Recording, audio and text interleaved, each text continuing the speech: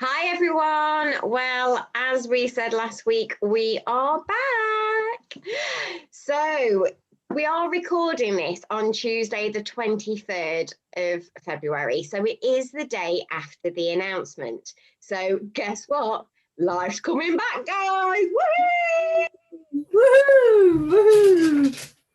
So, as we said before, what we're going to be talking about today is something that's really special, to be honest. And it's something that's more common than people do realise. And we're going to be talking about emotional eating.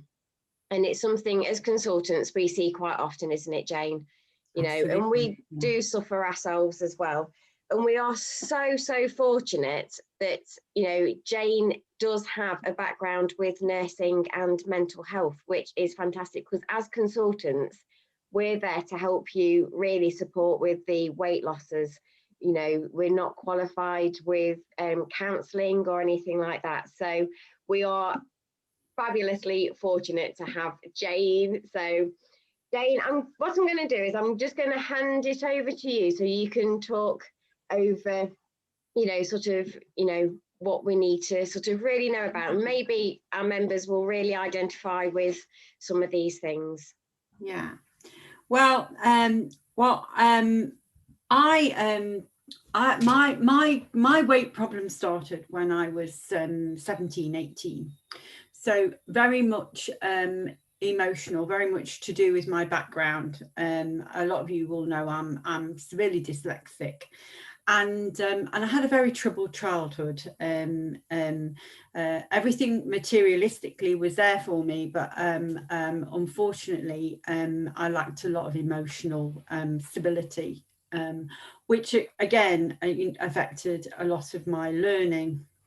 However, I married very young, and I had my children very young as well, and I was very trapped in a cycle.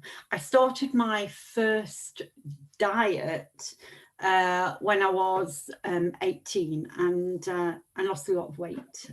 I gained a lot of weight before I married, actually. I had a wedding dress that was a size 12. And a week before I got married, I knew it wouldn't fit me. So I had to go and get a last minute wedding dress, which was a size 16. So my weight started escalating really from that very young age. And that was really what went on throughout most of my life, actually, until the age of 51. So I would diet, and then I would not diet, and I would eat everything that was inside. And some of it was secret eating as well. We touched on that, didn't we, Zoe? So you'll actually, eating in secret when I was stressed, when I was, when I never felt very good about myself, to be honest. I had no self-esteem whatsoever. I never thought that I looked good in anything, regardless of whatever size I was. It was very much deep rooted inside me, and sometimes you have to dig deep within you, don't you, Zoe? Which is one of the things why we have something like so fabulous as the image therapy. And rightly so, like Zoe says, although consultants aren't trained to deal with eating disorders, which I'm fortunate that it was all part of my school nursing that I went to Leicester University and did a diploma in such a thing. But even so, I was actually struggling myself then when I was, when I took all of that. But with it, and sometimes it is looking inside and thinking about exactly what it is that is causing us to go off track, as we talk about going off track, but then going so far away that then we restart, and some of us can stop and start and stop and start. And really, it is putting that in our minds that when we do go, on and off. I never ever do that now. Ever. I never think I'm on it, and I never think I'm off it, because healthy eating is trying to think like a healthy person would, and healthy people will sometimes eat unhealthy. But we don't. It is sometimes about the language that we use as well, though, isn't it? I mean, I've said it myself numerous times. I've had a bad week, you know, I've been off plan, you know, I've had a good week, you know, and we hear it so often in group as well, don't we? Yeah. And we're not bad people, because like I very often say in my groups, you know, bad people are locked away in prison, aren't they? Yeah. You know, the police come and arrest bad people, but why we put that around food and into that context, I'll you know, it's how we think, isn't it? And I always say, change your thinking gets your body shrinking. Absolutely. There's so much more to it than and then the guilt and the shame that goes on when you do regain all the weight that we may have lost or dieted to get to. Yeah. I mean, that's it, isn't it? We beat ourselves up because, you know, I think we're brought up with, you know, being told negative things. You know, we are a culture, aren't we, where, you know, like in my career before Slimming World, you know, you only ever knew about the negative things you'd done. It wasn't really a big thing to praise that, you know, I would be there 3 hours after my shift finished, or, you know, things like that. And it is a very negative sort of voice that you always hear first, you know. So I think we put that on ourselves, and it's a natural thing that we do, isn't it? I always think the body hears everything that the mind says. Yes. You know. Yeah. And so a lot of people will say to me, so how come you've freed yourself from all of that, you know, self-loathing, really, which is how I can only describe it. I'm a great believer in affirmations. I got post-it notes and I stuck them all around the house. I stuck them on the kitchen cupboards, and, you know, with all positive sayings on, because we do have a muscle in the brain, and this is proven fact, you know, that scientists know so much more now that what can happen in the brain. And just like you would work a muscle in the body, if you train your brain to think differently and work on the positive muscle, eventually that will take over from the negative. And so that's really what I did. I knew that my health was suffering. I knew that I couldn't keep being on this. I described myself as being on a treadmill, you know, on and off it, you know, for years, you know. So thinking, you know, dieting for holidays, dieting for this, dieting for that, you know, and being really, really strict with myself while I was doing that.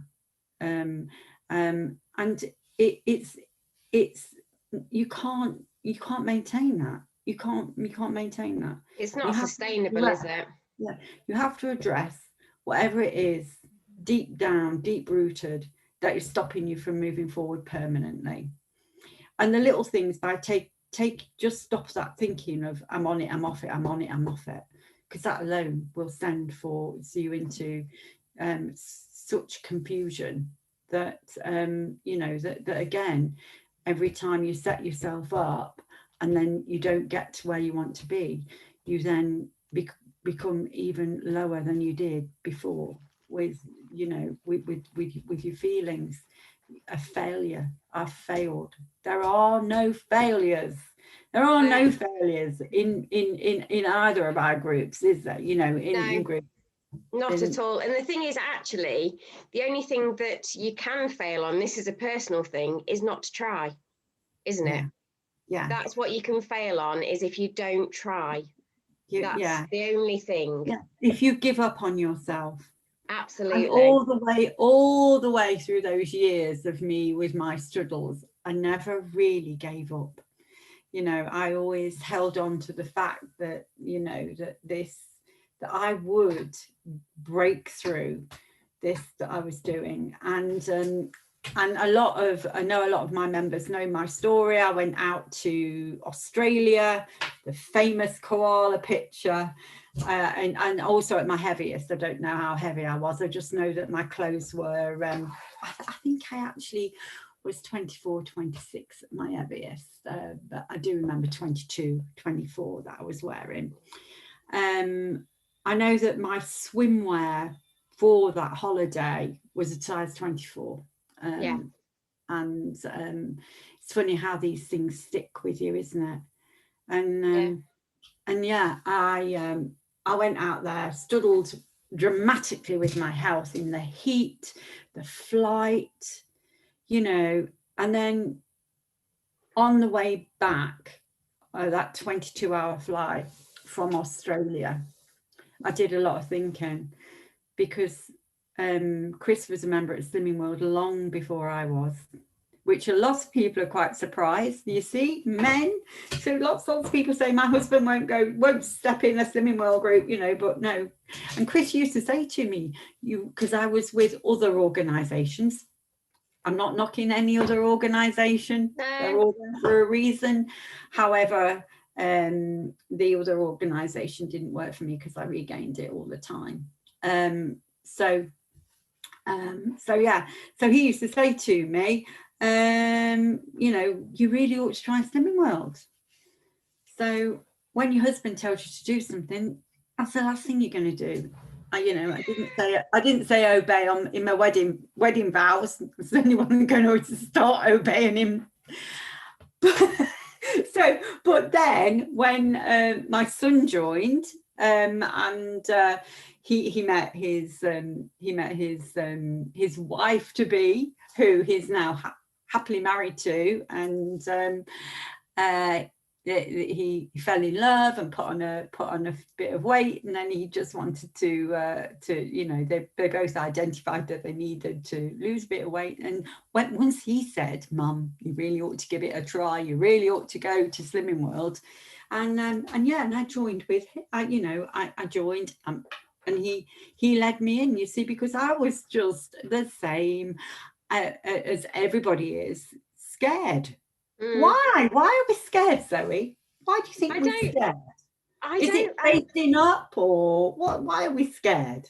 I think we're frightened of failure. I think, you know, that's the thing, isn't it? We're frightened of failure. And I suppose in some ways that's like me getting to target. I keep getting so close and then keep going the opposite way a little bit, not a lot, but no, you're doing this what I did all last year, aren't you? Absolutely. And you know, and I think it is the unknown, isn't it? Because just like a lot of our members, I've spent most of my life either big or on a diet. You know, I've never sort of been sort of where I'm happy until recent times. And you know, I would slip up, you know, years ago if I was on a, like say, a diet, because we're restricting ourselves, aren't we, on those. And you know, I would like slip up, and then that would be it, because I didn't have the knowledge, and I didn't have the strength, I suppose, really, to think that actually, do you know what, it's one slip up, why does it have to carry on? I never stopped and thought. Yeah. And actually that is something that Slimming World has brought to me, is, you know, we're human. At the end of the day, we have birthdays. There is birthday cake. Why shouldn't we enjoy it? We should enjoy it, you know, and that's why it's a lifestyle change, isn't it? It's actually having that knowledge that you can control it. You know, and I do think that until sometimes, you know, what will work with some people is that they do kind of like have the trigger foods, I think to start with, you know, if that's something that they can't manage, then to avoid. But then it's not letting food control you, because we love food, which is why the Slimming Well plan is the best plan. Absolutely, because there's so much we can have. Nothing, I mean, literally nothing is off the plate, isn't it? It's about knowledge. It's about knowledge, having pre-knowledge when, like, you go shopping and things like that. You know, now having the barcode scanner is just revolutionary for going and finding something new on the shelf and being able to find out if it's got sins or not. And actually, it's an education, isn't it, as well, though? It's like you say, it's an education, finding out exactly, because there's so much nonsense about this being healthy, that being healthy, do this, do that, do the other. You know, somebody will say, well, have you tried this? Have you tried that? Have you tried the other? You know, but because I know they altered the laws on certain products, didn't they? Putting healthy on so many bars that actually were the most unhealthy things that you could actually have. So you know, Jane, let's get a little bit deeper. Oh, now I'm terrified. What's she going to ask me? Go on. So obviously our members who are going to be watching this will, you know, I'm pretty sure be able to identify with our struggles and things like that. So what can they do? What, you know, if they are sat there and they are just in a rut, because these times have been so hard, you know, what would you, if you were stood in front of them in your image therapy, what would you recommend to them? So to not be hard on yourself, to be kind to yourself, just to not beat ourselves up. We don't need anybody to criticize us, do we? Because we have that inner critic that lives within us, that is the first person to beat us up. So that's the real first thing that I would say.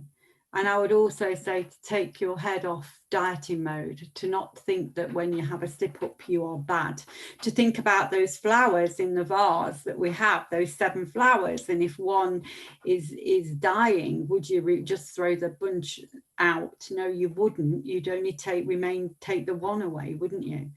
Absolutely. So, that is so true, isn't it? You know, it is about thinking, and image therapy, you know, a lot of our members just think we're having a chat and things like that, but it does go deeper, doesn't it? When they're struggling, it really goes deeper. And sometimes we may ask questions that might, you know, they might be uncomfortable, because, you know, that's what image therapy is. That's what you're getting. That's what you pay your money for. Absolutely. And we do exactly the same in the virtual groups on Zoom, which are working just fantastically well. It's really important, you know, when Margaret started this plan, you know, over 50 years ago, the research that's gone into it, and I do know that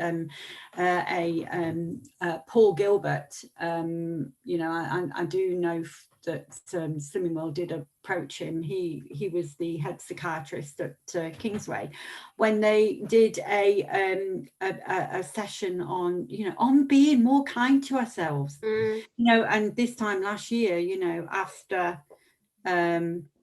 what happened to Caroline Flack, wasn't it? Yeah. That's always, I mean, that's a year, isn't it now? That's, you know, how, you know, I have suffered extreme bullying from a very young age, and had horrific experiences that you know, that I wouldn't want anybody to suffer with.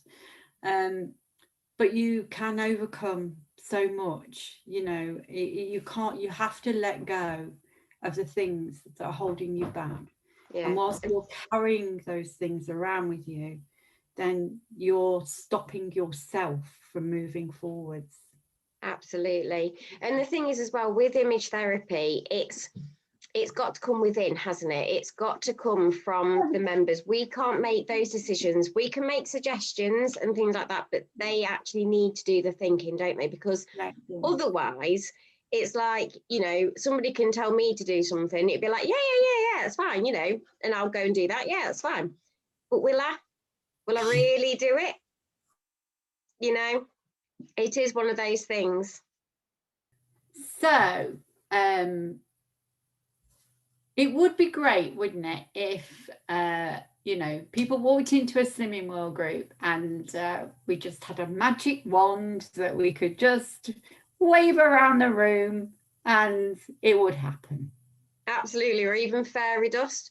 But we do have something magic though, Jane, because our members have the tools at their fingertips, don't they? They really, really do. They've got their packs, and how wonderful. Every single book that is in their pack just plays such an important part, doesn't it? It does. It does. It does. It's the importance of reading it all as well, isn't it? And making sure that you are aware of what a fantastic planet is and using it to its full potential. I think that's the thing, you know, by realizing the free food and the speed food, that they're the things that are going to bring you in with the results that you want. Yeah. And that's what we want for all our members, isn't it, Zoe? Yeah, it is. And, you know, we do have leeway with the sins, don't we? Because it is important not to deprive yourself, you know, but yeah, the best advice that you ever gave me was to read those packs and read every single booklet in it, because actually each one has such an important role. You know, that talks about triggers, danger zones, emotional side, getting support from those around you, and being kind to yourself. And that is something we do forget, isn't it? Absolutely. Absolutely. Yeah. We need to be more kinder to ourselves and lighten up and not beat ourselves up on what has been the most difficult year that I'm sure that any of us have experienced in our lives.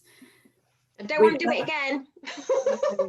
And with that good news that there is light at the end of this tunnel, you know, and it's really, there really is light. There really is. Yeah. So on that note then, what we're going to do next week, Zoe, what we're going to talk about? Well, I think we need to talk about speeding. Ooh, speeding. Well, yeah. Let's have some good speed food talks. Right. I think that will be a really good thing, because, you know, the members hear us talking about speed food so often, don't they? So let's really delve into it next week and we can have a good chat about that. So our members understand the importance of it, don't they? That's what they need to know. Yeah. So that's good then. Brilliant. Absolutely. That's all good. Okay. All right then. Take care, guys. See you next week. Yeah. Bye. Bye-bye. Bye. Bye.